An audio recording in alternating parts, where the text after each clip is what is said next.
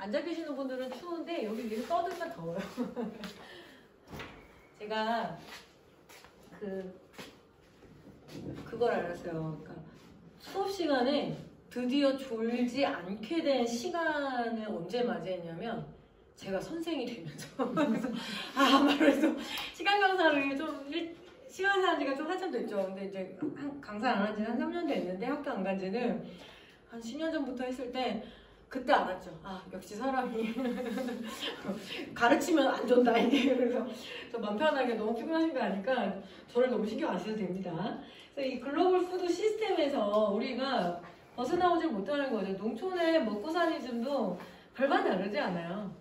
아이고 어제 우리 외숙모한테 갔더니 그냥 아주 빽빽해요. 이걸 다 채워놓고 농촌에서도 주로 이용하는 하나로마트 가서 한번 봐보세요. 지역에 있는 하나로마트에 판매 순위 1위 라면, 2위 과자, 3위 음료수. 물론 이제 주류도 있지만요. 농촌에 있는 하나로마트인데 농수축산물이 1위 아니에요. 당연히 대형마트도 마찬가지겠죠. 그런 상황이다라는 겁니다. 그래서 결국에는 뭐 간단하게 말씀드리면 원조의 정치 경제학이라고 하는데 300산업이 밀가루가 하얗고 설탕이 하얗고 그리고 어때요? 원면. 우리 이제 면화농사가 북한 쪽에 좀 많았었거든요. 이것까지 해서 세 가지 이 하얀 이 300산업에 기반을 해서 한국의 어떤 산업화의 출발을 이루게 된 거죠.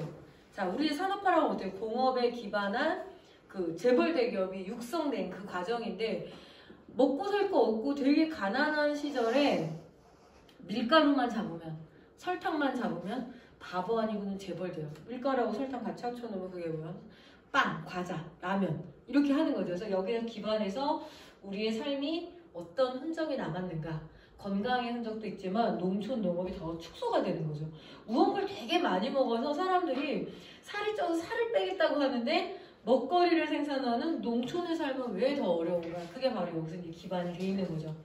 그리고 콩과 옥수수에 기반한 한국의 육식화는 과연 이게 선진화의 과정인지 아니면 세계의 체제 속에 예편되는 예속되는 과정인지 그런 고민들이 남아 있습니다. 그래서 어떻게 되고 있는가? 뭐 이게 다 지금 제가 이제 강원도 출장도 많이 들어다니고 하니까 다니는 사진을 많이 찍어 놓는데 여기는 지금 강원도 횡성군 입성리, 횡성읍 입성리고 여기는 강원도 혼천군 서성면이에요. 그리고 하천 사진도 좀 있어요. 이게 뭐냐면 제가 이 사진 한번 제 페이스북에 올렸더니 사람들이 뭐 사진 잘 찍다 너 막 이러고 와 멋있다 이렇게 얘기해요. 근데 그게 제가 사진 자랑하려고 그런 게 아니라 그런 궁금함인 거죠. 아이고 여기 살았던 사람들은 다 어디로 떠난 거지? 왜 못 버티고 얼마나 좋아요. 지금 저희 남양주에 아침에 이렇게 미세먼지 보니까 애가 빨개요. 빨갛고 뿔난 상태죠. 벌써 미세먼지 폭탄이에요. 근데 딱 그 춘천시 삼북면이죠. 넘어오니까 벌써 파랗게 웃고 있어요. 공기 좋죠. 그리고 막 이게 아름다운 풍경이 있죠. 그런데도 왜 못 버티고 그 복잡한 곳으로 떠났을까? 그건 뭐냐면 지탱되지 않는 삶이죠. 최근에 많이 이야기하는 게 소멸 위험사의 이야기를 합니다. 화천, 소멸 위험 지역으로 나와 있지요. 근데 이 이야기 되게 잘못된 것 같아요. 자, 한 사람들이 살아가는 지역은 그리고 삶의 공간은 그렇게 손쉽게 소멸되지 않아요. 자, 인구에서는 내가 지금 여기 화천군 간동면 면민이라고 등록을 한 사람으로 인구를 이렇게 세죠. 아이고, 우리 주민 몇 명? 그럼 뭐 보험이 어떻게 들어가고 세금이 어떻게 나오지? 근데 그 사람들만 살아가고 있는 거 아니거든요. 왔다 갔다 하는 사람들도 있고 그리고 또 누가 있냐면 이주노동자들도 있어요. 젊은 이주노동자들. 그래서 소멸된다 그 이야기가 지금 국가적 차원에서 게다가 해관부에서 전국의 마을 몇 개를 정해서 1조씩 해가지고 그러니까 지자체를 정해서 1조씩 10년을 집어 넣어준대요. 소멸하지 말라고. 근데 그 사업이 상당히 위험하거든요. 그동안에 수많은 그 농촌 개발 사업과 농촌 재생 사업이 돈이 없어서 망한 게 아니에요. 주민이 스스로 우리가 뭐가 필요하다라고 이야기를 하지 않고 정부의 입맛에 맞는 프로젝트를 내고 그럼 거기다 돈을 준 건데 지금 또 똑같은 과정을 가고 있어요. 그러면 또 컨설팅 업체가 난립을 하겠죠. 이렇게 하셔야지 이 마을에 돈이 들어와요. 동그라니 시설을 만들어놔요. 근데 그 시설을 감당할 힘이 없어요. 농촌에 필요한 건 그게 아니에요. 지역 주민들한테 필요한 건 그런 게 아닌데 그런 방향으로 자꾸 간다라는 거죠. 그래서 지금 제가 조금 걱정입니다. 어쨌든 이런 풍경들이 만들어지고 뭐 어떡할 거냐, 소멸 위험인데 대책을 세우자, 그래서 뭐 1조 원씩 집어넣고 막 이런 것도 있고 이런 방법들도 쓸 수 있어요. 지금 원천면이죠. 저 화천공 원천면인데 조인성이라도 와야 되는 거. 조인성이 와야 돼. 그래서 이제 어떤 하나의 그런 이슈가 필요해요. 근데 제가 지난 상반기에 화천에 한 번 더 들어왔었는데 5월달인가 6월인가 하는데 그 어쩌다 사장이라고 조인성하고 차태현이 나와서 막 화천에 한 번 난리가 났어요. 너무 막 바글바글하고 지금 사진 자체는 되게 고즈넉한데 지금 여기 사람들이 다 기다리고 있어요. 왜? 인증샷 찍으려고 이렇게 한 명씩 가서 인증샷 자 다음 분 찍고 여기 지금 안에서 딱 바글바글 라면 끓여 먹고 있어요. 근데 제가 이 프로그램 되게 재밌게 봤거든요. 재밌게 본 게 뭐 일단 조인성 씨가 좋아서 본 것도 있지만 되게 신기했어요. 저기는 어떻게 단골 손님들이 있네? 이런 생각을 좀 했어요. 그리고 제 느낌에는 뭐냐면 어렸을 때 저도 농촌 출신이다 보니까 전원일기 보면서 제가 제일 희한했던 게 아니 저기는 어떻게 저런 쌍봉 슈퍼가 있을까? 쌍봉대 아줌마의 슈퍼가 있을까? 왜냐면 지역에 마을 주민들이 없기 때문에 보통 전방들이 못 버티거든요. 그럼 거기서 보면 뭐 수남의 엄마든 뭐 개똥의 엄마든 와가지고 두부랑 콩나물을 사가지고 가요. 그러면 저희가 되게 이상했어. 아니 그럼 저 집에는 맨날 찌개에 두부가 있을 수가 있네? 왜냐면 농촌에서 지금은 뭐냐 차로 다 장 봐서 올 수 있지만 두부 사오기가 되게 어려웠어요. 들고 오다가 진짜 버스가 한 몇 시간 하겠으니까 아주 꽉꽉 차니까 두부가 잘 깨지고 관리가 어려우고 쉬고 두부는 되게 귀했어요. 제 기억에도. 뭔가 제사가 있거나 뭐 큰 행사가 있거나 이런 식이었는데 그렇네? 그리고 여기 손님이 많네? 신기하네. 조인성이 와서 그런 걸까? 라고 해서 가봤죠. 가봤더니 알겠더라고요. 이 원천면에 당연히 우체국 하나 있죠. 간동면에도 우체국 하나 있습니다. 파출소 하나 있더라고요. 그리고 꽤 큰 의용 소방대가 있는데 소방차가 갖추어진 의용 소방대가 있었고 여기 당연히 위에 보건소도 하나 있더라고요. 면사무소, 보건소, 우체국, 파출소, 그리고 소방서가 있고 아이들이 아이스크림을 사 먹으러 오더라고요. 원천상에. 그래서 쟤네들이 엄마나 손잡고 조인성을 보러 온 건가? 그런 생각이 들었는데 알겠더라고요. 원천초등학교가 있더라고요. 길 건너편에. 지금 이 자리가 간척초등학교 자리잖아요. 그러니까 이런 초등학교가 있었던 거죠.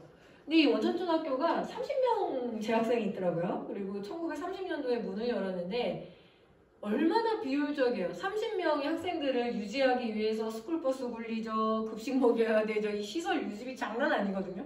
시설 유지시켜야 되죠. 그래서 고민을 많이 했어요. 그동안 한국 사회에서. 아니 비효율적인 이 농촌들을 어떻게 할까. 그러니까 1982년부터 아예 통폐합 정책이 있었어요. 각 교육지원청에 통폐합 하라. 간척초등학교 같은데 99년에 폐교가 됐던데 야 이거 어떻게 유지를 하냐. 없애거나 뭐 저기 합쳐 통합시켜 이렇게 하니까 그러니까 통합을 하면 그 지역 교육 지원청에 10억을 지원을 줬어요. 폐교를 시켜버리면 얼마? 20억을 줘요. 교육 지원청 입장에서 이 작은 학교를 지켜야 될 이유가 없었어요. 에휴, 애들 유지하기도 힘들고 급식 돌리기도 힘들고 그러면은 혹시라도 지금 이렇게 젊은 부부가 이렇게 내려와 있는데 내 아이가 초등학교를 갈 나이인데 너무 멀은 초등학교를 가야 돼요. 그럼 어떻게 해요? 내가 나가야 돼요, 그냥. 최소 군 단위, 읍 단위로 나가야 되는 거죠. 중고등학교 가면은 주로 군 단위의 이제 그 기숙고등학교, 그러니까 간동고등학교랑 간동중학교가 있는데 점점 줄어든다고 그러면은 그것마저 없어지면은 저기 화천 읍으로 나가버려야 돼요. 그러니까 뭐냐면 제 말씀은 저도 많이 반성하는 거죠. 그 전에 제가 이런 농촌 공부를 좀 할 때 도시 사람들한테 그렇게 설명했어요. 농촌이 왜 중요하냐. 그럼 이렇게 얘기했죠. 우리한테 먹거리를 주지 않냐. 농촌하고 농업과 농민이 없으면 우리 지금 굶어 죽는 거 아니야? 우리 진짜 다 수입해서 다 먹고 살 수 있어? 이런 질문이었거든요. 그러니까 생산지로서의 농업이 되게 중요했던 거죠. 근데 가만히 생각을 해보면 농촌이 중요한 거였어요. 농촌은 왜 중요하냐면 농촌 주민들이 살아가야 되는 삶의 공간이기 때문인 거죠. 다시 제가 농촌사학의 첫 번째 관점으로 옮겨간 이유가 뭐냐면 초등학교가 있어야지. 되는구나. 그래야지 사람이 더 떠나지 않는 거고, 그리고 뭐예요? 소방서 최소한의 안전, 보건소 최소한의 의료, 우체국 지금 시골 우체국, 농촌 우체국 막 없애라고 난리 났거든요. 별정 우체국 없애라, 폐국해라, 효율 없다. 그러니까 근데 우체국이 없다라면 그나마 조그맣게 생산된 것들을 판매하거나 보낼 수가 없어요. 택배라는 거는 요만큼 받으러 오는 거 아니거든요. 최소한 어떤 물량을 줘야지 온단 말이에요. 사용기업. 그런 거. 그러니까 최소한의 통신과 세상과의 소통. 그리고 치안, 교육. 그냥 삶의 가장 기본적인 정주 조건이에요. 근데 이것들을 유지하겠다라는 의지 없이 소멸 위험을 막겠다? 이 말이 굉장히 큰 모순인 거죠. 그래서 이 문제에 저도 지금 맞닥뜨렸어요. 아, 농촌의 공간을 지켜야 된다. 그거는 왜? 농촌에는 농사짓는 농민만 있는 것이 아니라 그야말로 버스를 운전하는 버스 기사도 있고, 그리고 제가 유촌 식당 갔다 왔잖아요. 유촌 식당의 사장님 부부도 있고, 그리고 굉장히 다양한 사람들의 삶이 맞물리려면 이 공간의 최소한의 정주 조건을 당연히 지켜야 된다라고 해야 되는데, 이렇게 보통 얘기하죠. 참 효율없다. 왜 또 세금을 이렇게 집어넣나? 요새 무슨 결심을 했는지 경제지에서 농특세라고 있거든요. 주식을 거래할 때 세금을 떼가지고 그걸 농촌에다 해요. 근데 그거를 이제 슬슬 주식하는 기관지에서 얘기를 하죠. 아니 왜 우리가 우리 돈 가지고 주식을 하는데 그 효율 없는 농촌에다가 집어넣느냐. 그 이야기가 되게 팽배해요. 선생님들 되게 외로운 길로 오셨어요. 그 누구도 농촌에 세금이 들어가는 거에 대해서 인정하지 않아요. 되게 낭비라고 생각해요. 내 돈이 왜? 그러면서 그 사람들은 어떻게 되냐면 싸고 맛있고 예쁘고 안전한 거를 먹기를 원해요. 가급적이면 당연히 국내산이어야 되고 친환경이어야 되고. 그래서 이 모순을 어떻게 돌파할지 저도 고민입니다. 그래서 이 화천터미널에 내렸을 때 딱 보이는 게 진짜 산천어, 여기 강정면에 산천어 양식장이 하나 있던데, 산천어에 정말 모든 게 상징을 갖고 있죠. 화천에 산천어 운수도 있고, 콜택시 이름 혹시 아세요? 산천어 콜택시예요. 택시 이름도 산천어 택시예요. 제가 이제 그거 타고 돌아다녀야 되는 거죠. 그러면 이게 한번 무슨 일이 있었냐면, 산천어 축제가 지금 코로나 때문에 한 2년 정도 못하고 있죠. 한 번씩 이제 구제역 같은 거 못하고 막 이러는데, 헌법소원이 한번 제기가 됐었어요. 동물권 단체. 동물권 운동 단체에서 산천어를 이렇게 맨손으로 잡는 게 동물 학대다. 지금 어떤 세상인데 이렇게 동물을 잡는 이런 축제를 할 수 있느냐. 그래서 이거 축제를 금지시켜달라고 헌법소원을 했어요. 근데 기각은 됐어요. 이제 기각의 사유가 뭐냐면 어차피 산천어는 식용을 원래 기르는 거다. 잡아먹기 위해서 기르는 거를 잡았다고 뭐 이제 그렇게는 됐는데, 고민은 좀 해야 될 것 같아요. 지역사회에 점점점 이 동물권 담론이 되게 세지기 때문에 올해 농해 수위 같은 거 보셨어요? 선생님들 귀촌하고 귀농할 생각은 있으신데 대체적으로 농촌에 돌아가는 정치에서 농촌의 문제를, 농업의 문제를 어떻게 다루는지는 다들 잘 모르세요. 농해 수위 아무도 안 보시잖아요. 국정감사에서 지금 위정자들이 농업을, 농민을 어떻게 대하는지가 딱 그런데 올해 그런 얘기는 안 나오고 뭐가 나오냐면, 제가 가희, 개와 고양이의 시간이라고 이름을 붙여줬어요. 모든 국회의원들이 도시의 유권자들 눈치를 보면서 개, 고양이의 복지 문제, 그 문제가 주로 농민들 막 살려달라고 아우성치고 막 이러는데, 제가 무슨 반려동물 문화에 대한 문제 제기를 하는 게 아니에요. 그냥 그쪽으로 완전히 옮겨졌어요. 그렇다면 지자체에서 혹은 이런 산천어 축제 같은 것도 고민을 해야 되는데, 제가 그 얘기를 하는 거죠. 오히려 도시 어떤 그런 생각들을 하는 사람들한테 지역에 가게 되면 조금 사안이 복잡하다. 8호가 바로 여기 근처잖아요. 8호가 어떻게 되냐면 갑자기 대표적인 관광지였는데 평화의댐이라서 국민학교 5학년 때였는데 무려 500원이나 냈거든요. 그건 진짜 초등학생에게 전 재산이었다고 과언이 아니었는데, 그렇게 하니까 수량이 줄고 여기 좀 8호 관광 자체가 좀 많이 무너졌어요. 군세권이라고 얘기하잖아요. 군세권이긴 한데 군인들 자체는 줄어들어요. 그리고 지금 위수지역 안 지켜도 되거든요. 그래서 하천의 군인들이 기회 있으면 춘천까지 넘어가서 외출까지 해요. 그래서 여러 가지 어려움들이 있는데 그 중에서 고민들을 많이 한 거죠. 한평 나비축제, 보령 머드축제, 그리고 화천의 산천어 축제가 가장 대표적인 지역 축제 3대 축제로 뽑히는데 연구를 해보니까 조금 다른 양상이에요. 산천어 축제가 화천 국민들에게 어떤 의미였는가? 그건 자부심의 문제가 하나 있는 거예요. 와, 우리 이 조그만 동네에서 이렇게 뭔가를 하는데 이거를 보겠다고 막 부산에서 서울에서 강남에서 몇백만, 250만, 300만 명씩 온다는 거죠. 한 달 동안 치러내면서 그걸 되게 신기해하는 거예요. 아이고, 이 조그만 동네에 그런 것들이 하나 있는 거고, 물론 1년 동안 잘 갈무리했던 나물이나 뭐 이런 것들을 판매하는 중요한 판매처이기도 했었고, 그리고 또 뭐냐면 지역의 그 어려운 저소득 청소년들이나 어린이들에게 장학금 줘서 그 얘기를 하시는 거야. 아이고, 내가 평소에 농사만 지었었는데 이런 기회로 어떤 지역사회에 봉사를 할 수 있는 기회. 그리고 산천어 축제 한번 와보셨어요? 저는 알고는 있는데 강원대에 그 에티오피아 그 유학생들이 있어요. 옛날에 여기 강원 춘천 화천지구가 에티오피아 그 6.25 전쟁 때 파병을 받아가지고 춘천에 그 카페 이디오피아가 있죠. 그러니까 에티오피아 학생들이 부스를 하나 차려요. 그럼 이 에티오피아 학생들이 우리나라를 알리고 싶잖아요. 자기 나라를. 에티오피아의 가장 유명한 특산물이 뭐예요? 커피. 얘가 제프. 스페셜티가 많거든요. 커피. 그러니까 커피를 다 해갖고 막 이렇게 축제 영상 우리나라 이렇게 커피가 이렇습니다. 그러니까 어이구 에티오피아 학생들이 저렇게 또 자랑스럽게 또 하네? 그러니까 또 어떻게 해요? 조금 돈을 모아서 이 에티오피아 학생들에게 어떻게든 좀 지원을 하려고 하는 그런 것들. 그런 의미. 그래서 이 축제를 없애자 말자라고 감히 외부에서 얘기할 그런 건 아닌 것 같아요. 동물을 어떤 맨손으로 잡는 그 행위 자체를 어떻게 좀 부드럽게 조절을 하면 되는 건데 이런 거죠. 그래서 지역의 상황은 되게 복잡하다. 와보셔서 아시겠지만 아까 이렇게 보니까 지역 주민들에게 먼저 인사를 합니다. 이제 이렇게 나오더라고요. 되게 힘들어요. 귀농갑질이라고 해요. 귀농인들에 대한 배척이 되게 심하죠. 왜냐하면 늘 이런 식으로 저 외부에서 이 내부를 다뤘기 때문에 삶이 되게 울퉁불퉁하고 저 지금 평평한 세계를 말씀드리는 게 아니라 굉장히 울퉁불퉁해요. 그래서 울퉁불퉁하기 때문에 울퉁불퉁하게 얘기 드릴 수밖에 없는 그런 상황이 있어요. 그리고 어떡할까 이런 고민입니다.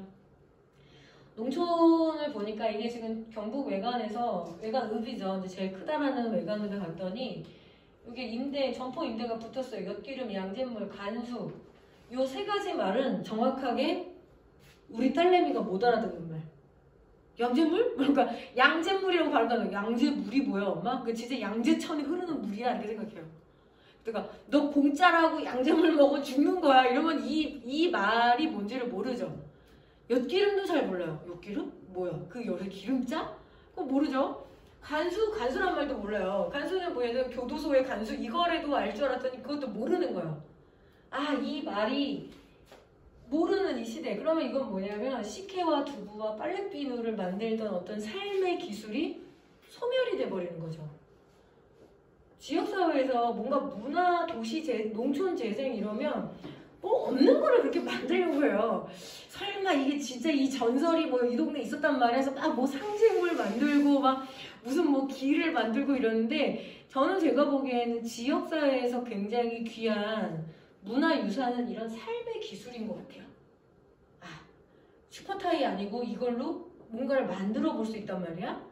이런 것들. 그리고 이거는 충북 제천에 있는 그 방앗간인데 한번 제가 여쭤볼게요. 왜 서울방앗간일까요? 이 제천에 있는 시장에서 정말 일방적으로 떠드니까 선생님 너무 힘드실 것 같아요. 왜 서울방앗간일까요? 한번 맞춰봐 주세요. 여러 가지 썰을 한번 풀어봐 주세요. 왜일까요? 왜 서울방앗간? 겨울살이 많이 잡으니까. 아, 제천인데요? 충북 제천이 제가 보기엔 선생님 저긴 것 같아요. 어머니가 시집을 서울에서 왔을 것 같아요.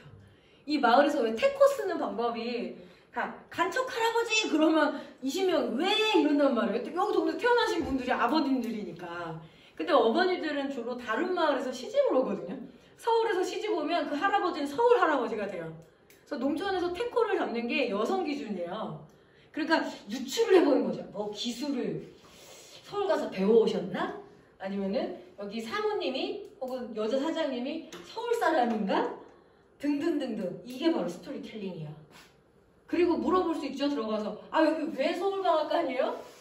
그리고 여기 보니까 되게 황당하더라고요. 근데 완도 방앗간 여기 왜 있는 거야? 그 주인 아주머니 완도분이신가?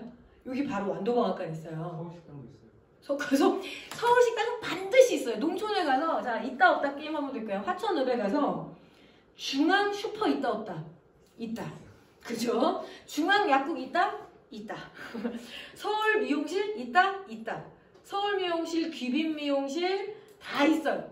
그러니까 비슷한 간판만 봐도 재밌거든요. 그래서 간판만 봐도 저 이렇게 좀 적어놓는데 그런 게 스토리텔링이야. 근데 그동안에 외지 사람들이 농촌 지역에 억지 스토리텔링을 상당히 많이 만들어 놓습니다. 컨설팅 업체가 구치적인 게. 그리고 그 사람들한테 수수료를 줘요. 그게 안타까워요. 왜냐하면 지역에 이런 작은 삶들이 의미 있다라고 주민들조차도 이야기하고 있지 않았기 때문에.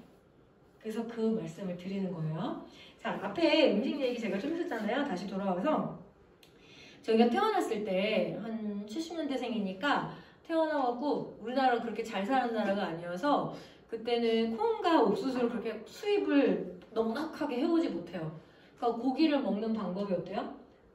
푹 삶아서 먹어요. 물에다 넣고 푹 삶아서 백숙을 먹습니다. 그런데 80년대 들어서 우리가 좀 잘 살게 됐어요. 어느 정도 이제 막 수출도 하고 그래서 좀 살게 되니까 아 이제 조금 맛있게 먹자라고 해서 어떻게 해요? 구워 먹기 시대가 열려요.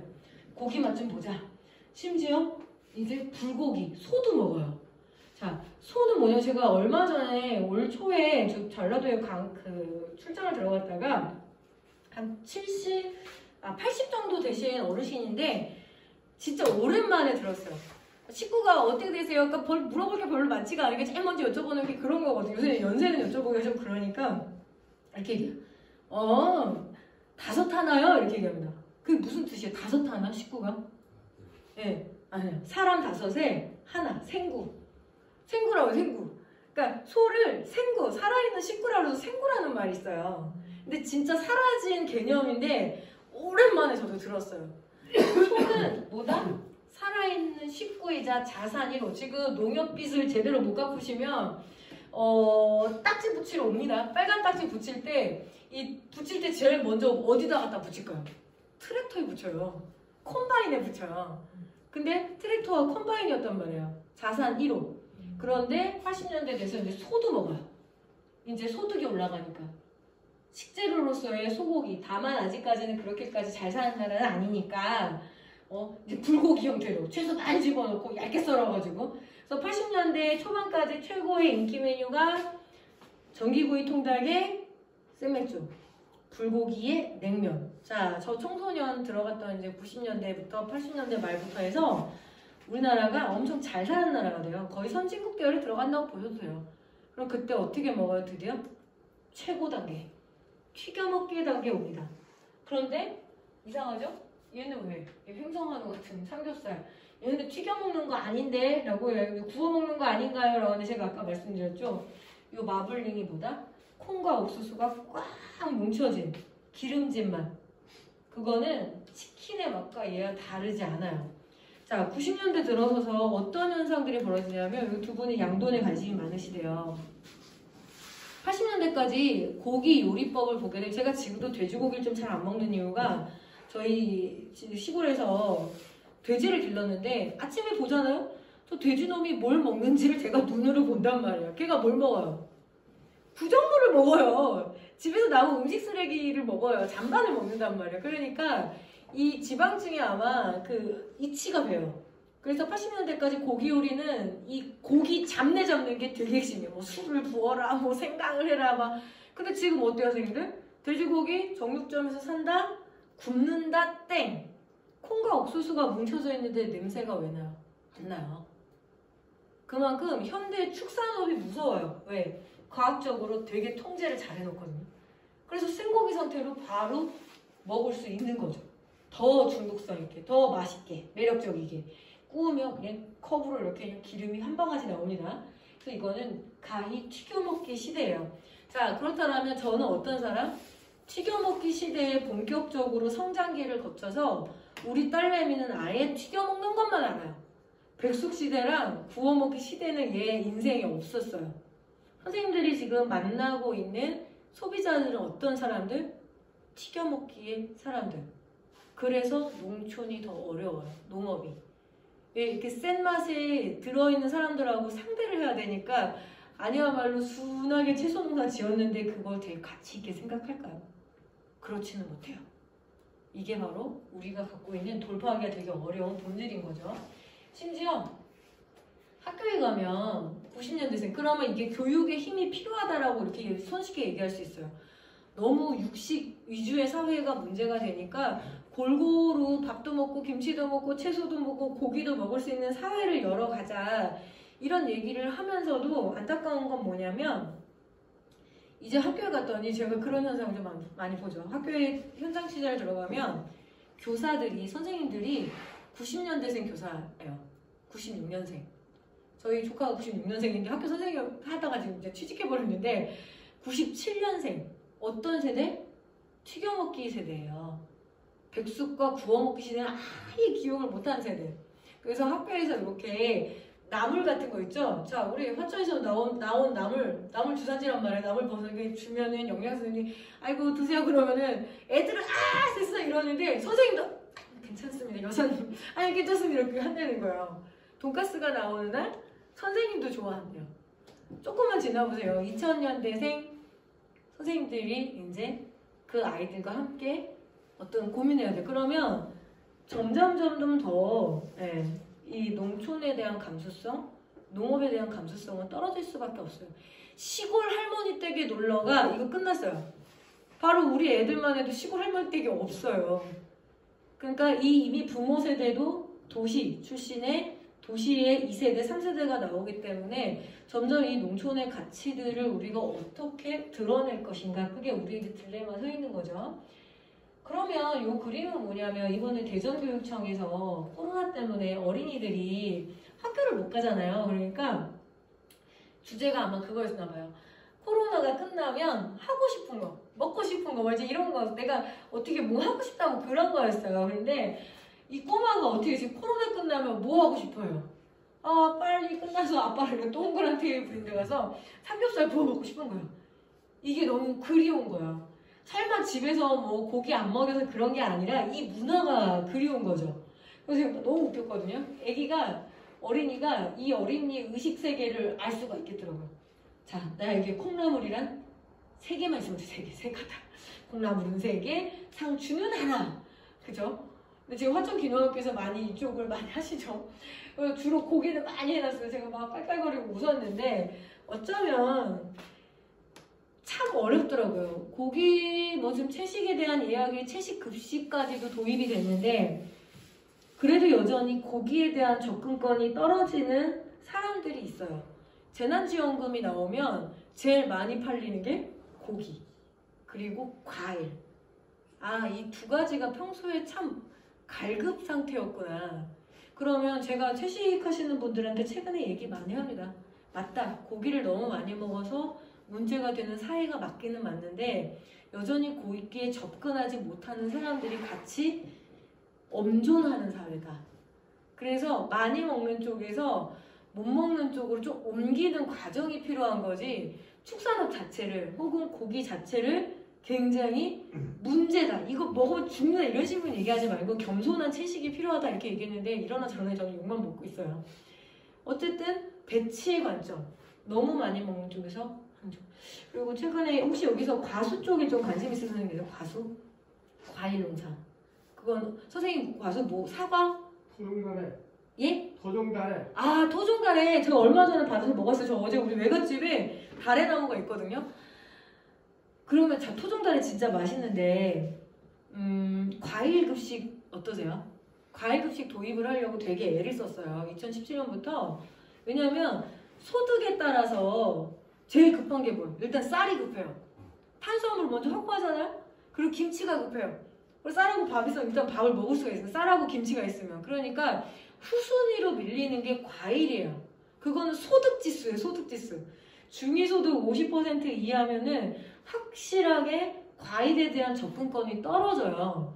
이거는 우리나라뿐만 아니라 전 세계가 비슷하니까 그래서 이렇게 얘기를 했죠. 그래 농촌도 살리고 그러면 어린이들에게 좋은 식습관 그래서 과일 평등하게 먹을 수 있게 해서 이거 되게 좋은 사업이죠. 과일 그러니까 급식에 혹은 간식으로 과일을 주는 거. 근데 이거 엎어졌어요. 엎어질 것 같아요. 이거 지금 초등학교만이라도 무상으로 한다고 했는데 누가 반대할게요? 교사들이 반대했어요. 왜? 싫대요. 귀찮대요. 솔직히 말하면 그거예요. 교실에서 먹다가 그거 쓰레기 나오는 거 나 감당 못한다. 혹은 컵과일 형태로, 왜냐하면 이제 제작업체에서 보내주거든요. 그런 거 뭐 선택할 수 있어요. 원물을 받아서 급식실에서 깎아서 주는 방법도 있고, 아니면 그 과일 이렇게 제작업체에서 보내는데 그 컵과일이 일회용품이 너무 많이 나온다. 반대하는 조금 구차하죠. 치사하고. 속내는 그게 아니었을 것 같아요. 그리고 결국에는 뭐 전교조, 교총, 뭐 교사, 노동자 다 좌우망론하고 이 얘기를 하더라고요. 왜 매번 너 학교는 농산물의 판매처가 되냐? 왜 농촌이 어렵다 그러면 자꾸 학교에 와서 비냐? 이거였어요. 되게 충격받았어요. 이 사업이 반대를 받을, 아니 고기를 더 주자 이런 것도 아니고 과일을 주자 했는데 그게 안 먹혔어요. 그리고 이렇게 성명서가 나왔습니다. 농촌의 문제를 자꾸 학교에다가 얹지 말라고. 그 이야기가 나왔어요. 근데 그 시점에 선생님들이 농촌과 농업을 사랑을 해서 와 계시는 거죠. 그 차가운 시선을 어떻게 견디실지 저도 사실은 되게 슬픕니다. 자, 너무 심각한 얘기만 해서 오늘 박기훈 교장 선생님이 좀 재밌게 하고 가 이렇게 얘기하셨는데 너무 막 이렇게 시간, 그 치킨 한번 얘기해 볼까요? 인간이 먹는 게 얼마나 좀 복잡하지. 저는 지금도 우리 애들한테 야 통닭 먹을래? 이제 저는 이제 통닭이란 말이 좀 익숙한 세대. 그래도 선생님은 그래서 치킨이란 말이 더 익숙하시죠? 예, 저는 통닭. 어렸을 때 통닭 먹자, 통닭 먹자. 저는 요런 세대 출신이에요. 그리고 통닭을 먹는 날, 치킨을 먹는 날은 어떤 날? 조금 좋은 날. 아빠 월급날. 월급날. 그 아버지 직업이 보세요. 약간 월급 나온 직업. 우리 아버지 같은 경우 월급이 없기 때문에 그런 게 없어요. 우리 아빠는 그 일용직, 농사를 지으신 분이기 때문에 이게 월급이 1년에 한 번 나와요. 가을에. 뭐 이런 식으로. 그래서 그건 월급날, 좋은 날이죠. 그리고 또 뭐냐면 어린이날, 소풍날, 그리고 이게 또 80년대 운동회 풍경이에요. 근데 요런 옛날에 여기 이제 간척초등학교에서 아마 요런 운동회를 했겠죠? 그리고 제일 허무한 게 지금 돌이켜보면 여기다가 오재미, 모래주머니, 콩주머니 열심히 던졌는데 이게 평 하고 터지면 진짜 허무해요. 뭐라고 터지게요? 점심 맛있게 드시고. 그래서 제일 열받는 게 아니 고작 그거 펜만 하나 보자 이렇게 막 내 머리에도 맞고 막 이러면서 한 거야 라고 했는데 어쨌든 좋은 날이에요. 가족들 다 놀러 오고 농촌에서의 그 운동회 날은 내 새끼가 여기 다니다 안 다니든 다 와요. 그냥 다 와가지고 동네 어르신들이 즐기고 꼭 오후 타임에는 지금도 기억나는데 동네 어르신들 그 대회가 있어요. 뭐 이어달리기, 뭐 그래서 뭐 낚시 같은 거 하면은 할머니들이 이렇게 낚시줄 내면은 그 밑에 애기들이 들어가 있어가지고 뭐 치약도 하나 붙여주고 막 칫솔도 붙여주고 막 해서 동네 축제처럼 돼요. 근데 이런 날 이제 치킨을 먹어요. 좋은 날, 기분이 좋은 날. 그래서 소울푸드가 될 수가 있는 거죠. 기분 나쁜 사람하고 낯선 사람하고 먹기 어려운 게 치킨이에요. 그래서 치킨 생각하면 기분이 좋다 이렇게 얘기를 해요. 그리고 이런 날, 성적 잘 받은 날. 장난 아니죠, 성적? 보실래요? 55명 중에 53명 중에 1등이에요, 형. 그리고 각 학년 428명 중에 1등이에요. 공부 엄청 잘했죠. 이런 날 엄마가 기분 좋아가지고 아이고 우리 딸 공부 잘했네 이러면서 치킨 한 마리 사줘요. 기분 좋은 날. 그러니까 치킨과 짜장면은 그래요. 근데 안타깝게도 이거 제 성적표는 아니고요. 김태희 씨 성적표. 누구를 찾다가 다 봤어. 우와 막 이러면서 어제 사람의 성적이. 그래서 내가 모든 것을 다 가졌다 그랬잖아. 뭐 이쁘죠. 돈도 많이 벌었죠. 그리고 이제 성적도 잘 받아. 심지어 남편이 B야. 근데 연기는 안 줬더라고요. 그리고 역시 그래도 하느님이 마지막까지 하나는 안 줬다는 게 연기력이다. 이제 이런 생각을 하면서 웃는데 어쨌든 이런 날이에요. 그래서 치킨이 좀 복잡한 음식이야. 기분 나쁜 사람, 미운 사람하고 먹기 싫은 음식. 이게 어쨌든 1일 깍시 되어도 혼자 한 마리 먹기 힘드니까 함께 먹어야지 재밌고 즐거워요. 기억이 되게 많은 음식이 한국의 음식 두 가지를 뽑으라 그러면 치킨 그리고 짜장면이에요. 짜장면 먹었던 날도 그런 거죠. 요새 이제 거의 끼니로 먹지만 그런 음식입니다. 제가 말씀드린 이런 것도 있죠. 되게 독특해요. 자, 여기 남자 선생님들 계시고 여자 선생님들 계시는데 자, 제 정면에 계세요. 어렸을 때 닭을 엄마가 삶아주면 백숙이든 혹은 통닭을 시키면 닭다리 드셨죠? 닭다리 될 거였다. 아유, 겁을. 자, 형제지간을 말씀해 보세요. 예? 그러니까 몇 남 몇 녀? 일남이요. 일남 일녀. 그러면 닭다리 2개인데 싸울 일 없어. 예? 싸울 일 없어. 싸울 없어요? 오빠 하나. 아니야 누나. 누나 그 누나한테 가서 골고루 그 아버지는 안 드세요? 아니 아마 아버지랑 누나한테 오늘 가 전화해보세요. 누나 그때 닭다리 먹은 기억 있어? 야 네가 먹었잖아 이럴걸요? 너랑 아버지가 먹었잖아 이렇게 얘기할 거예요. 아마 분명히 지금 당연히 누나랑 내가 나눠 먹었을 거 아니에요. 자 선생님 어렸을 때 닭다리 내 거였다? 아니요. 아니죠. 자 형 몇 남 몇 녀? 언니 오빠 저요. 그러면은 그 닭다리는 어디로 갔습니까? 오빠? 오빠하고 아버지?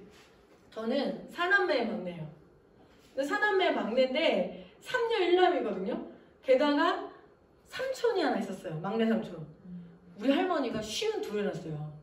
그래서 엄마가 키운 삼촌. 그러니까 같이 해서 약간 오남매처럼 컸거든요. 어렸을 때 보면 80년대에 엄마가 치킨을 시키면 치킨집에 그러니까 닭집에 전화를 해가지고 그땐 닭집이야. 닭전에서 그냥 생닭도 팔고 치킨도 팔고 이러는데 전화를 해서 이렇게 얘기합니다. 조각을 많이 내줘요. 이래요. 조각을 많이 내줘요. 아니 이게 그 자식이 많으면 2마리를 사야 되는데 그 돈은 없으시니까 1마리를 시키는데 대신 조각을 많이 내서 한두 조각이라도 먹게 하는데 닭다리는 당연히 삼촌 거 그리고 오빠 거 혹은 삼촌 거 아버지 거. 그러니까 저는 아예 닭다리에 대한 개념이 아예 없어요.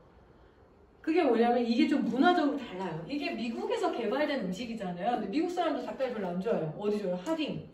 거기는 윙. 그래서 막 그 국가 스포츠 경기대회가 있으면 그냥 날개가 다 팔려버리고 닭다리 유독 우리나라가 좀 좋아합니다. 그래서 음식이라는 거는 각 문화마다 조금 달라요. 근데 요새 아이들이 제 학생들한테 물어보면 이 질문 자체를 이해를 못해요. 왜? 한 자녀가요. 그렇잖아요. 그러니까 그리고 그래서 근데 어머니들이 한번 제 또래 이제 40대 뭐 30, 40대 가정주부들이라고 보통 얘기하죠. 이 엄마들한테 물어보면 닭다리 어떡합니까? 그러면은 이렇게 얘기합니다. 그러니까 아버지 삼촌 계시는데도 어쩔 수 없어요. 그게 현실이니까 닭다리 딱 2개 집는데요. 먼저 딱 집는데요. 왜요? 2개 다 내 혼자 드시려고 했더니 아니 애들을 딱 준대요. 왜? 남편이 집을까 봐요. 그래서 내가 예 이러면서 그렇구나 하면서 좀 많이 씩 웃는데 그리고 아예 그런 거 하기 싫어서 그냥 닭다리 부위만 시키는 집도 있고 그래서 소멸될 문화예요. 되게 많이 변해요. 그래서 치킨 하나로도 삶의 어떤 흐름들이 보이는 거죠. 제가 이 이야기를 드리는 건 또 우리 엄마는 뭘 드셨을까? 그래서 보통 보면 치킨 하면은 우리 엄마는 목 드셨다 이런 얘기들 많이 하시고 저렇게 우리 엄마는 아예 한 조각도 못 드신 것 같아요. 새끼들 먹이느냐고. 그리고 치킨 이렇게 인터뷰해 보면 그런 추억들이 많아요. 뭐 형제인데 되게 형편이 어려운데 어느 날 엄마 같은 건 치킨을 한 마리 시켜줬대요. 신나게 먹고 나가 놀았대요. 딱 집에 들어왔더니 엄마가 화들짝 이러더래요. 그러니까 아들들이 먹고 남긴 거를 다시 발라서 드시고 계시고 이렇게 떨어진 튀김가루를 주워 먹고 계셨던 거예요. 그래서 추억이 많은 음식 중에 하나가 치킨. 제가 하는 말이 뭐냐면 이 이야기예요. 인간의 음식이 인간의 식사가 얼마나 복잡한가. 자, 봐보실까요? 이 그림은 이 사진은 2014년 4월 28일에 한겨레 신문에서 보도가 됐고요. 촬영 장소가 더 중요합니다. 촬영 장소는 팽목항. 팽목항이에요. 팽목항. 그러면 이런 것들 이거를 갖다 놓는 걸 뭐냐면 상식이라고 그래요. 망인을 위한 음식인데 농촌에서는 지금은 이제 장례식장 가다 하시니까 그러는데 어렸을 때 할아버지나 저희 엄마도 일찍 돌아가셨거든요. 엄마도 이제 농촌에서 그 시골 장례를 치렀는데 그럼 그 대문 밖에다가 집신 놓고 밥 한 그릇 놓고 그걸 갖다 놔요. 그러니까 저승사자밥, 사자밥이라고 갖다 놓거든요. 일종의 그거예요. 딱 보면 알죠. 빨리 이거 먹으러 올라와 이런 뜻일 거예요. 아마 4월 28일이니까 4월 16일 날 그런 참사가 벌어지고 열흘이 훨씬 지났으니까 혹은 그래도 어떻게 또 빨리 수습이 됐으면 이게 이야기죠. 먹고 빨리 하늘로 가라고 그런 뜻이에요.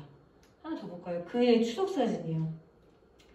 2014년 10월 첫째 주 사진인데 위패에 모셔져 있는 고인들이 청소년들이거나 청년이겠네. 이거를 충분히 예측할 수 있는 것은 이 음식 때문이죠. 피자가 있고 치킨이 있고 여기가 지금 햄버거, 여기 던킨 도너츠. 그리고 허니버터칩이 있더라고요. 허니버터칩이 2014년 6월에 출시가 됐어요. 혜태에서. 인기가 엄청 많아가지고 막 저 과자를 막 산다고 애들이 슈퍼마켓 가서 막 줄을 서고 막 이랬거든요. 근데 한번 생각해보세요.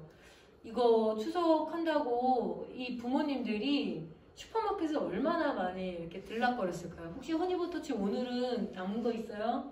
아 이거 없는데요. 그럼 다음날 가서 오늘 허니버터칩 남은 거 있을까요? 아 이거 없는데요.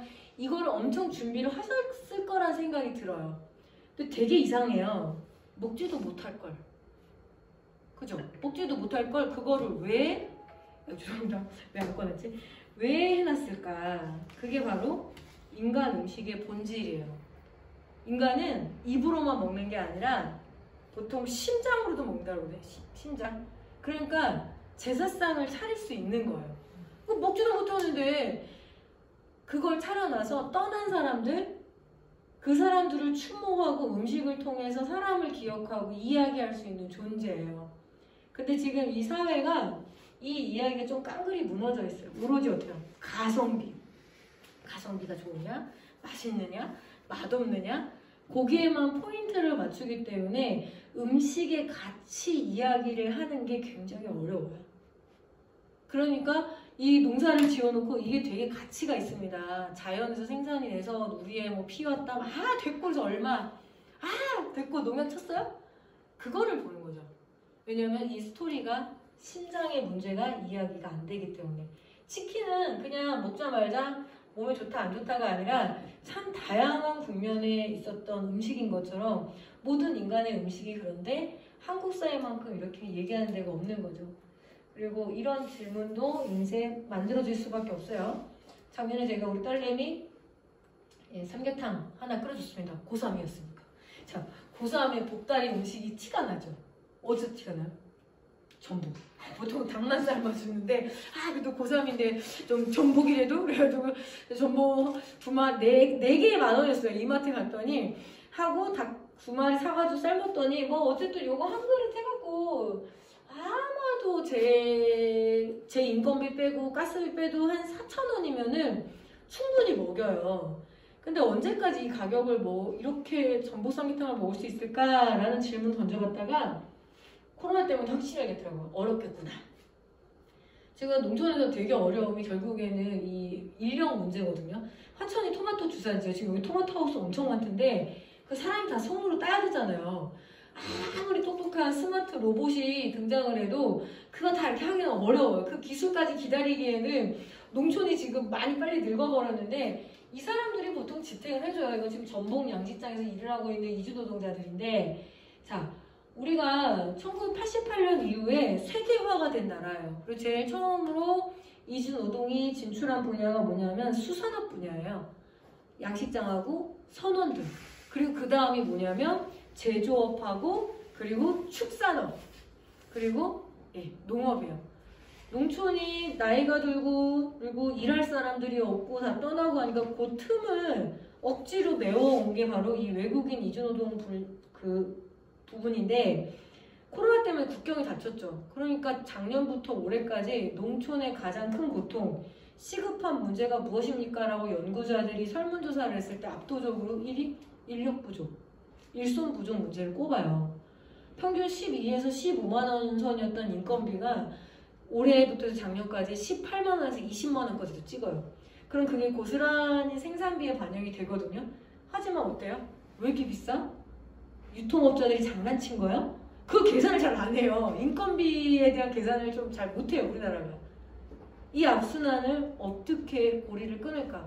싸고 맛있고 안전하고 그렇게는 먹고 싶은데 이 사람들이 들어오는 건 싫은 거죠.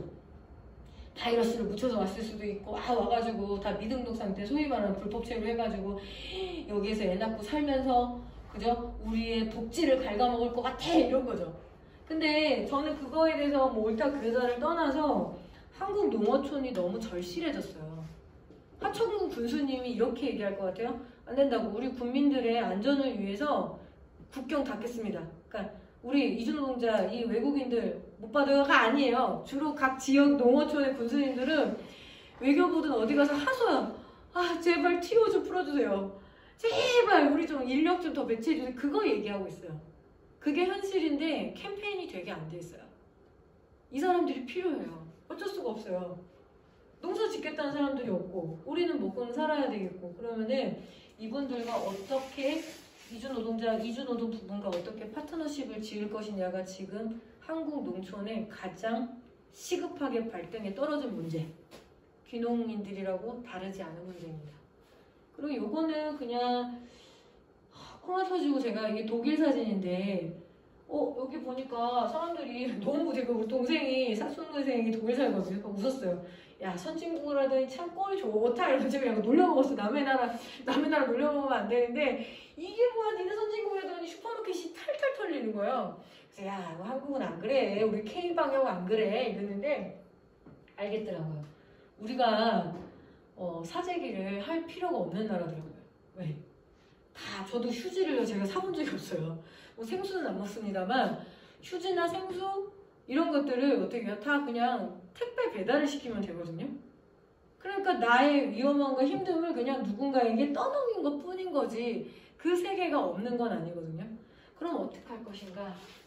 작년에 온라인 그 거래가 굉장히 급증을 하면서 뭐 쿠팡도 뭐 몇 조를 달성하고 막 이렇게 됐는데 여기에 이 문제 이게 이 운송 노동, 배송 노동의 문제를 우리가 혁신적으로 이야기하지 않으면 어렵겠다. 그래서 이것도 또 코로나를 통해서 저도 배웠어요. 그리고 농촌에서 아마 귀농귀촌 교육하면은 지금 여기 화천 귀농귀촌학교하고 달리 다른 데서는 무슨 얘기를 하냐면 귀농귀촌하겠다는 농업기술에 대한 이야기를 먼저 하기보다는 판매에 대한 이야기를 참 많이 합니다. 어떻게 하래요? 온라인 거래를 하라고 얘기를 해요. 온라인 활성화 시켜라. 되게 중요한 그래 그것도 필요하다 이런 생각이 들고 플랫폼을 뭐 어디로 삼을 거냐 뭐 화천군으로 삼을 거냐 뭐 어떻게 할 거냐 하면서 그런 이야기들을 하는데 세계가 얼마나 빨라지면 이 마켓컬리 이런 게 대안이라고 되게 손쉽게 이야기를 하거든요. 근데 마켓컬리가 작년에 이 코로나 때문에 무려 1조 클럽에 있어요. 매출액 1조에 거의 근접한 거예요. 사람들이 밖에 안 나가니까 마켓컬리에 가입해가지고 내가 먹고 싶은 거 화천 토마토 딱 배달을 시켜요. 근데 이 기업 좀 특이해요. 2020년에 마켓컬리가 적자가 1162억이에요. 창립 이래로 한 번도 흑자를 낸 적이 없거든요. 우리 마켓컬리 되게 돈 잘 버는 줄 알죠? 아니요. 계속 적자를 봐요. 그런데 괜찮아요. 왜? 자, 플랫폼 기업이라는 건 뭐냐면 시장 가치가 더 중요해요. 그래서 새벽 배송하면 마켓컬리 신선한 식품 배달 이런 거 있죠. 이게 소비자들의 딱 여기 박혔잖아요. 이 박힌 값어치가 얼마냐면 2조 5천억이에요. 마켓컬리가 상표 자체, 이 회사 자체를 매물로 내놓으면 그 누군가가 2조 5천억에 사겠다라고 결심을 한 상태예요. 그게 훨씬 더 중요한 거예요. 그러면 보통 이렇게 얘기를 합니다. 상생해라. 니네 농업이랑 상생해. 그러면서 마켓컬리에 품질 좋은 그 농산물을 생산을 해서 여기에 납품을 해. 얘네들이 잘 팔아주잖아. 이렇게 얘기를 하잖아요. 그게 보통 정부에서 생각하는 거예요. 새로운 어떤 온라인에 어떤 적응을 하는데 조사를 해보니까 마켓컬리에서 농수축산물이 차지하는 게 채 10%밖에 안 돼요. 그럼 나머지는 뭐가 메운다? 다 다른 분야예요. 공산품, 가공품 포함한 공산품. 이미지는 되게 싱싱한 농수축산물이 배달되는 걸로 싹 가져가지만 다루는 규모 자체가 많지 않아요. 작년에 집에 다들 처박히면서 이제 온라인 거래를 하니까 전체 식품 그 온라인 거래 규모가 무려 43조였거든요. 자, 우리 선생님들이 계시는 이 영역, 농수축산물은 그 중에서 얼마를 차지할까? 6조밖에 차지를 못해요. 주로 사람들이 뭘 먹어? 라면, 과자 이런 것들을 주문해다가 먹는 거죠. 그래서 그 현실 자체가 온라인이라는 이 플랫폼 자체가 우리한테 희망이 될 수 있을까? 그건 사실 저는 약간 의문표를 하나 남기고 가겠습니다. 치킨의 세계가 이래요. 지금 보면은 자 기르는 자가 있어요. 치킨은 양계 농민 선생님들이 이제 여기 해보시려고 하는 영역일 거예요. 두 번째 뭐냐면 튀기는 자, 자영업자. 치킨을 이제 튀겨서 파는 자영업자가 있고 세 번째가 먹는 자예요. 아까 강의 시작하면서 우리나라가 지금 치킨 1년에 10억 마리쯤 먹는다고 말씀드렸잖아요. 근데 그 10억 마리를 먹는데 그 중에서도 이런 의문을 가질 수가 있어요. 먹는 자인 제가 딴 건 모르겠지만 이렇게 치킨 많이 먹으면 적어도 쌀하고 김치 농사 짓는, 그러니까 배추 농사 짓는 농민들은 그렇다 치고 이제 그거 잘 안 먹으니까 이 양계 농민들은 좀 돈을 만지지 않았을까? 이런 합리적인 생각을 할 수 있잖아요. 그래서 가서 물어봤어요. 어르신 농민이죠. 가서 이제 돈 좀 만졌냐고 벌었느냐라고 얘기했더니 이해가 되더라고요. 정은정 선생, 당신이 보기엔 내가 농민이야? 내가 아니 농민이시죠. 뭐 닭도 치우고 그 닭똥도 치우고 뭐 사료도 주시잖아요. 그랬더니 이렇게 얘기해. 에이 나는 하림이라는 기업에 소속돼 있는 하청 갑을 관계에 있어. 그러더라고요. 하청업자야 이렇게 얘기해요. 그게 무슨 말씀이세요? 그러니까 특히 육계 분야 같은 경우에는 그러니까 하림이나 뭐 체리브로나 동우 같은 데다가 계약서를 쓰죠. 갑과 을이 돼서 병아리하고 약품하고 이제 이런 것들을 기자재 일부를 지원을 받아서 내 축사, 내 개사에서 대신 길러주는 거예요. 한 달만 기르면 되거든요. 자, 길러가지고 다시 한 달 만에 출하를 해요. 하림 본사로. 계산해야죠, 이제. 정산해야죠. 정산했을 때 어떻게 해요? 자, 변사의 평가를 받아야 돼요. 아, 이거 지금 왜 이렇게 딴 데서는 사료 요만큼 먹고 이렇게 잘 키웠는데 잘못하셨네. 이러면서 약간 상대평가를 해요. 그래서 이런 거 저런 거 다 떼자. 병아리값 뺍시다. 병아리 왜 소유주가 처음에 하림이었으니까. 병아리값 빼고 사료값 빼고 못 뺐더니만 자, 이 한 마리를 얼마 받아갈까요? 이 농민이. 생산자가. 한 마리당 수수료가 700원. 그 정도는 아주 괜찮겠네요. 그거에 반을 까세요. 네, 한 350원에서 400원 정도 돼요. 정산해보면. 그래서 축산업이 어려워요. 특히 육계를 제가 이제 그 기준으로 하는 건데 방법을 써야 돼요. 나는 어차피 이거 계산 하나 만드는데 억 단위거든요. 축사 10개면은 기본 시설비가 15계산 15억 들어가요. 다 농협 빚이에요. 그러면은 내가 이거 본전 뽑아야 되고 애들 길러야 되고 그러면 선택하는 방법이 있죠. 많이 자주 기른다. 그래서 제가 대한민국 치킨전에서 인터뷰한 농민은 한 번에 12만 수씩 1년에 7회전 돌려요. 그러니까 우리나라가 10억 마리씩 잡을 수 있는 거야. 생태적으로도 옳지도 않고 여러 가지를 하는데 산업의 구도가 그렇게 꽉 짜여져 있기 때문에 어쩔 수가 없어요. 근데 어떻게 해요? 지금 최근에 어려워지죠. 왜요? 양돈도 그렇게 되거든요. 양돈도 50% 올랐어요. 선생님 어떻게 해요? 이제 독립 농민들이 점점 사라지고 뭐 도드라면 그래도 축협 형태니까 좀 그렇다 치고 예를 들어서 선진포크, 하이포크 같은데 회사에다 모돈만, 그러니까 모돈 말고 자돈이라고 그러거든요. 자돈만 받아서 6개월만 길러주고 마리당 3만 원 정도의 수수료를 줘요. 그럼 어떻게 또 기업의 하청이 돼요. 그게 벌써 50% 치고 올라오고 이번에 실태 조사해 보니까 한우도 10% 정도 기업의 예속이 되는 거예요. 그러면 농민이라고 말할 수 있을까요? 어려워져요. 점점점 기업화가 가속화된다. 그래서 처음에는 이렇게 한국 농민들하고 계약을 하겠지만 나중에는 직경을 하면서 그냥 값싼 외국인 노동자들 데려다가 그냥 할 거예요. 그리고 아마 국내산 빵 도장받고 그렇게 먹게 할 거예요. 농민들은 소멸하고. 그래서 이 기로에 서 있는 게 지금 한국 농촌이기도 합니다. 이분들은 얼마를 파냐면 참 그 닭 신기해요. 할인 본사 찍고 지금 BBQ인데요. BBQ 본사를 이제 할인 본사 찍어서 독에 발굴 되고 그다음에 이제 그 BBQ 본사 가서 이렇게 양념이 살짝 돼갖고 이 양반들한테 갈 때는 닭이 5,800원이 돼요. 와 10배 이상이 뛰어요. 그걸 뭐라 그런다? 가공비, 뭐 유통비 뭐 이렇게 얘기를 해요. 자영업자들도 죽을 맛인 거예요. 닭 그렇게 해서 닭값이 기본적으로 5,800원에다가 식용유 그 닭 100% 수입인데 비싸지죠. 그리고 식용유 다루는 데는 대기업 몇 군데밖에 없거든요. 그래서 가격이 공급자 중심이에요.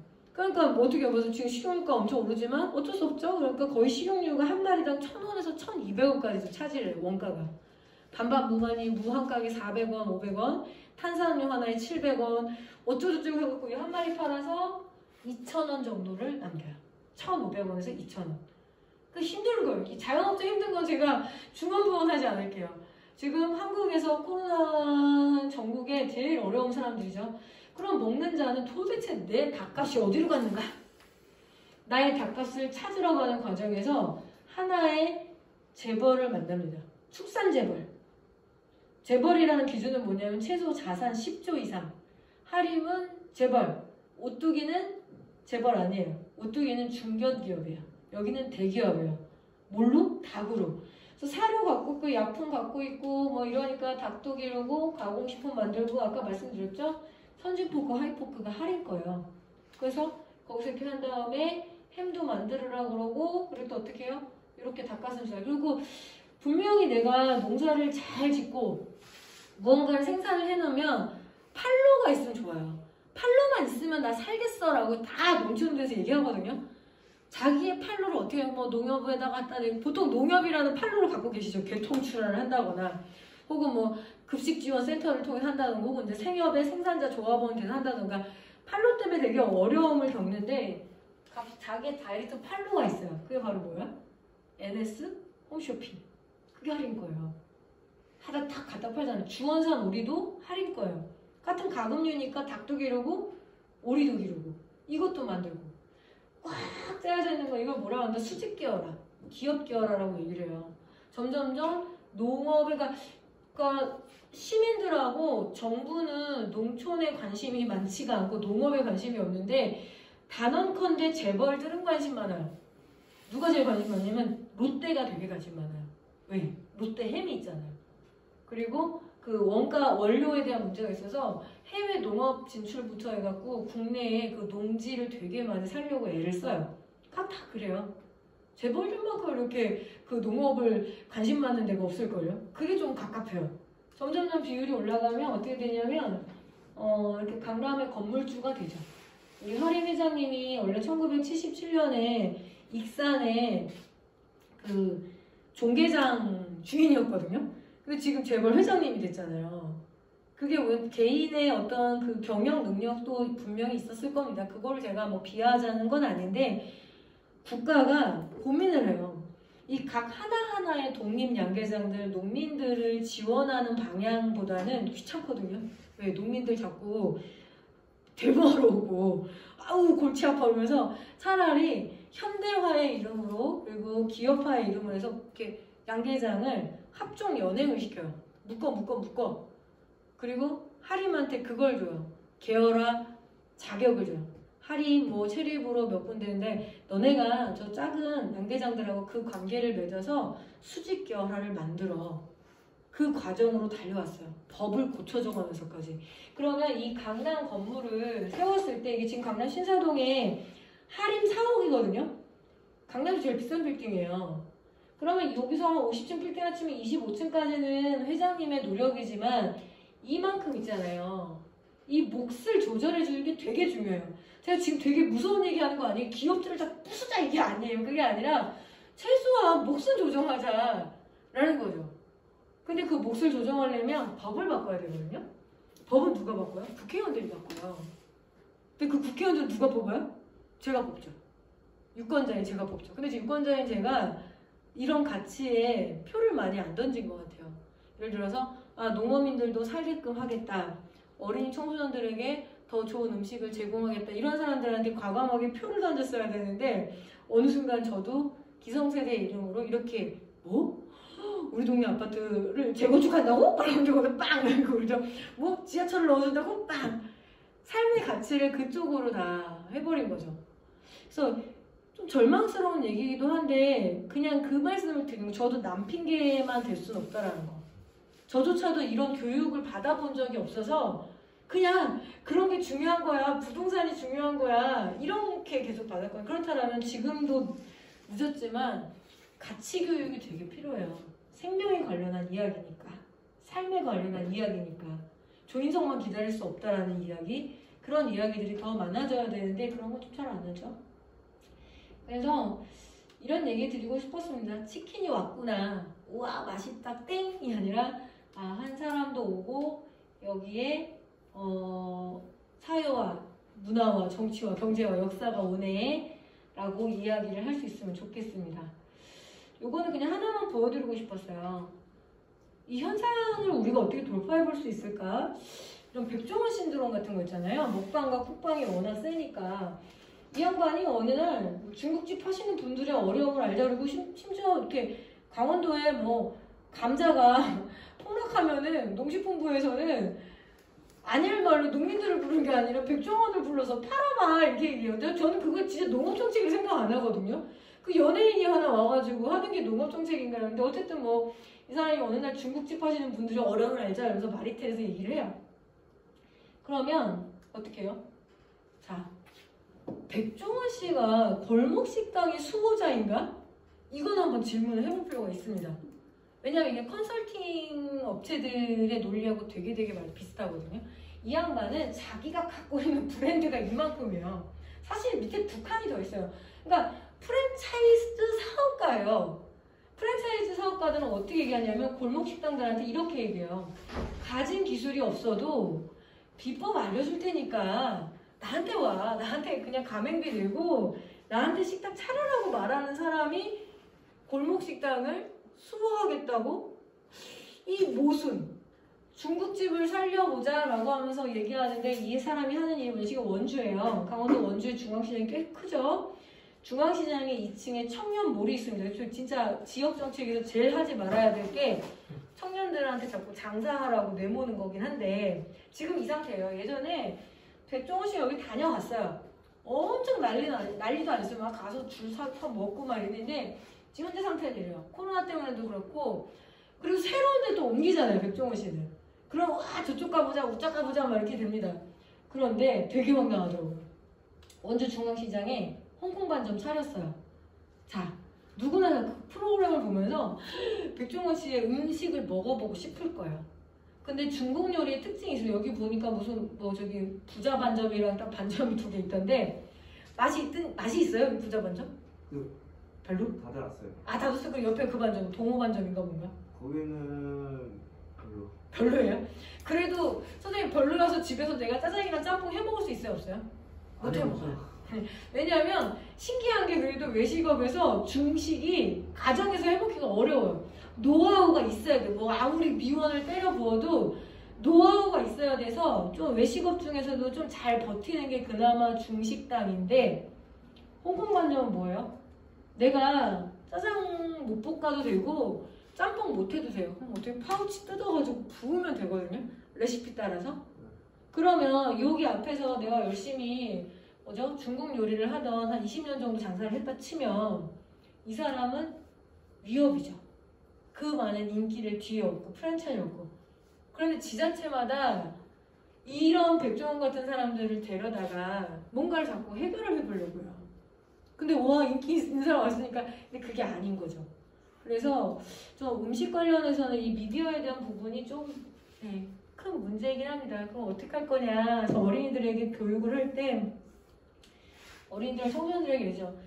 우리에게 음식을 주는 사람들은 백종원이 당연히 아닐 뿐더러 그리고 뭐 이렇게 막 소금 뿌리는 막 이런 사람들은 막 이런 셰프가 아니고 주로 우리가 만나는 사람들은 이런 분들이죠. 학교에서 이 휘어져가는 등골격계 여기서 우리의 밥이 나온다.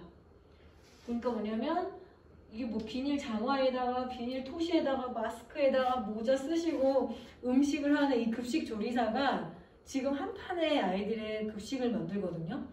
그러면 여름에 이제 돈가스를 먹는다 치면 바깥 온도가 35도인데 돈가스 튀기려면 튀김기름 그 튀김기 온도를 170에서 180도까지 끌어 올려야 되거든요. 한 장 튀기는 거 아니잖아요. 한 100장, 200장씩 튀겨요. 그러니까 이 열기가 주방의 열기가 어떻게 하겠어요? 완전 열사의 땅이 돼요. 그렇거나 아니면 이런 거죠. 학생들은 아까 조리 인원들이 거의 평균 120명당 한 명이거든요. 그러니까 점심시간에 120분씩 쳐야 돼요. 그러니까 어디 이런 파나 이런 거를 다듬고 있을 시간이 없으니까 보통 이렇게 센터에서 전처리 시설이나 급식지원센터에서 전처리를 해서 보내거든요. 근데 여기는 뭐라 그러냐면 냉장고 온도예요. 제가 8월 달에 촬영한 거거든요.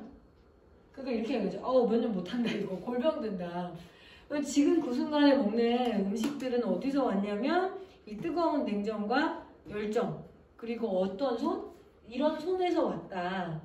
라고 이야기를 해줘야 되는 거죠. 그래서 중학생들하고 무슨 작업을 하는데 제가 도시에 있는 중학교 1학년들하고 이런 이야기를 해야 된대요.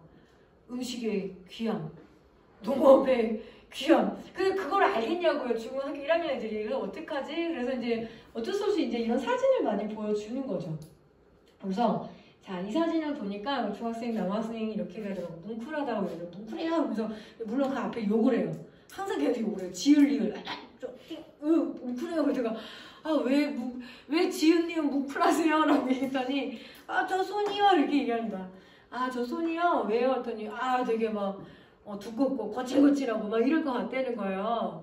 그 제가 얘기해서 나중에 혹시 농촌에 놀러 갈 일 있으면 버스를 타고 이 손잡이를 잡은 할아버지나 할머니들 손을 한번 보라고. 특히 할아버지들 손을 보게 되면 아마 그런 손이 아니라 이런 손을 만날 수 있을 거예요. 제가 얘기하거든요. 왜요? 농기계에 되게 많이 잘려요, 손이. 그래서 한국 사회가 조금 음식을 중심으로 해서 혹은 어떤 생명의 중심으로 해서 굴러간다라면 한 번이라도 좀 이 손을 좀 마주 잡을 수 있는 기회를 열어준다면 어떨까. 하천은 그런 걸 충분히 해낼 수 있는 지역이잖아요. 그러면 되게 느낌이 달라질 것 같아요. 사진만 봐도 뭉클하다는데 직접 와서 저 손을 한번 이렇게 마주 잡을 수 있는 기회를 과연 우리가 열었을까? 저만 해도 우리 애들 야 공부해 이렇게 하거든요. 그래서 그 기회들을 한번 열어젖힐 수 있는 시간들로 향해 갈 수 있었으면 좋겠다 이런 얘기를 하고 이제 마지막으로 왔습니다. 자, 이게 그 영화죠? 제가 이제 이번에 새로 낸 책이 밥은 먹고 다니냐는 말인데 한 책 나온 지 일주일 된 것 같아요. 나중에 한번 그냥 검색만 해보세요. 뭐 이런 이야기를 주로 쓰는 책인데 제가 이 영화에서 제목을 따왔거든요. 살인의 추억이라는 영화 기억하실 겁니다. 1980년대에 여성 연쇄 살인 사건을 배경으로 해요. 그런데 이 서울에서 사건을 해결하러 온 엘리트 형사였어요.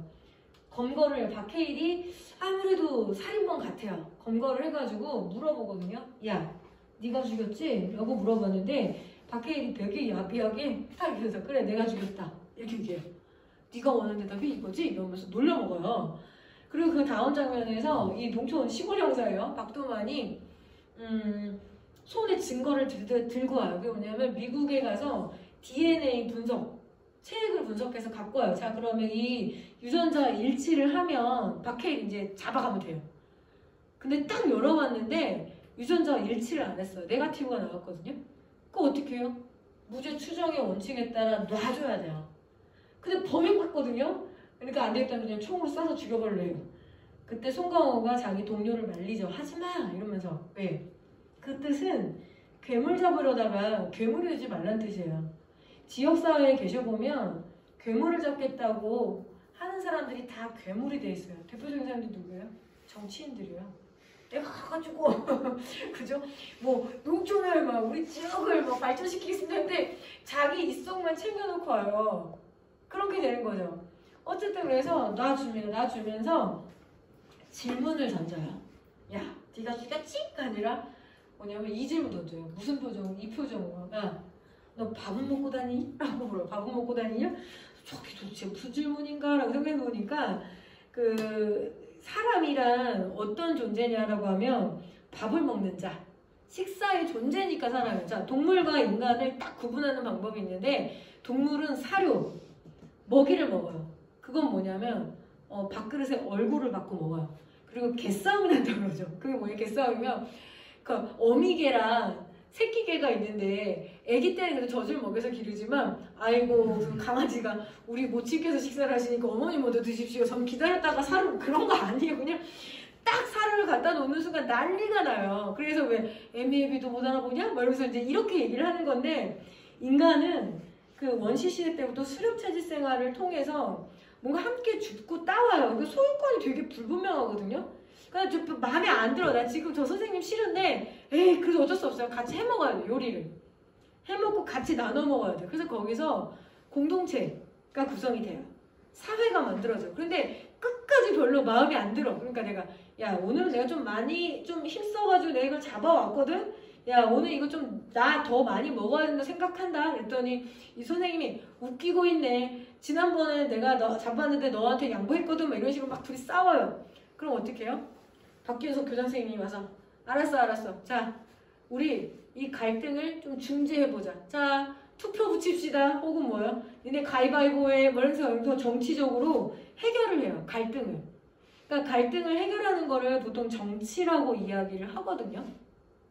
즉 인간은 식사와 요리라는 행위를 통해서 정치와 사회를 구성해요. 그래서 물어봅니다. 아리스토텔레스한테 테스 형 말고 텔레스 형이죠. 텔레스 형 인간이 뭐예요? 그랬더니 이렇게 얘기하더래요. 야 인간 별거 아니야. 인간 정치적 동물이다.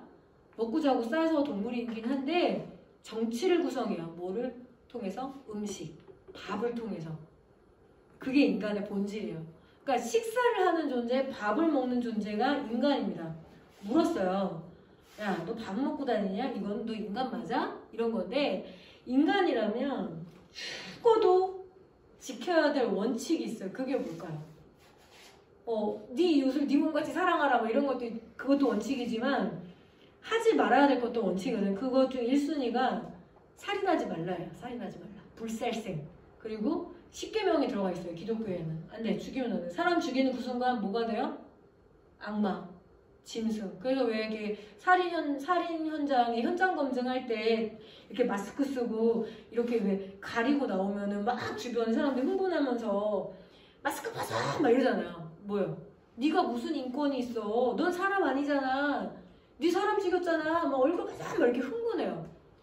그것처럼 사람이 사람을 죽여서는 안 되거든요. 그건 인간이 아니란 뜻이니까 물어봤어요. 야, 박혜일 너 밥 먹었어? 그랬더니 박혜일이 만약에 나 오늘 화천에 가가지고 유천 식당에 가서 나 유명하다 그래 맛있다 그래가지고 내가 막국수를 한 그릇 먹었다? 이렇게 얘기하면 그건 뭐예요? 나 식사의 존재, 밥을 먹는 존재, 나 인간이 맞거든? 그 증거를 믿어 이런 뜻이에요. 근데 그 영화 스포일러가 될 수밖에 없는데 그 영화에서 박해일이 대답을 못해요. 끝까지 못하고 그냥 팍 이렇게 쳐다본 다음에 도망가요. 그건 무슨 뜻이냐면 나는 밥 먹을 입이 없는 자, 식사의 존재가 아니란 뜻이에요. 그래서 내가 그 여자들을 죽였다는 뜻으로 저는 읽었어요. 왜냐면 영화 해석이니까 정답 없어요. 아 그렇구나. 그리고 이제 이런 어두운 불다리로 다시 도망을 가더라고요. 그래서 보니까 다시 어둠의 세계로 간다는 뜻이네. 그럼 다시 저 살인이 끝나지 않는다는 뜻인가? 라고 하는데 그 영화에 결국에 또 살인이 나는데 어쨌든 이 한마디가 되게 셌어요. 밥은 먹고 다녀? 우리가 이제 어린이들 만나면 식사 맛있게 하세요. 밥 맛있게 먹어. 이렇게 얘기하면 어르신들 만나면 아이고 식사하셨어요? 저녁 드셨어요? 이렇게 인사를 하는데 그 말에 참 묵직함이 있습니다. 제대로 밥 한 끼 먹는다는 건 어떤 의미냐면 일단 생산, 농업이 존중을 받고 그리고 환경이 지켜져야 되고 그리고 그 음식을 실제로 만드는 노동, 그 노동이 존중을 받아야 되고 먹는 사람도 편안하고 그리고 행복해야 되고 그리고 버려지는 과정까지 깔끔하게 마무리되는 것, 이 전체가 식사와 음식의 과정인데 지금 이 세계가 이렇게 보거든요. 각 그 단계마다 존중이 없어요. 그래서 굉장히 어렵다. 근데 그 첫 시작을 하시려고 하니 게다가 다른 일을 하시다가 또 이 첫 시작으로 돌아오겠다고 하셨으니 얼마나 어려움이 있으실까. 존경과 그리고 응원과 그리고 어느 정도의 위로도 드려야겠다 이런 생각이 들어서 예 그렇게 뭐 되는 소리 안 되는 소리 이 정도로 이야기를 했습니다. 아이고 긴 시간 너무 피곤하신데 경청하시느냐고 경청해 주셔서 너무 감사합니다. 다시 뵙고 혹시 뭐 질문이나 나누고 싶은 말씀 있으신지요?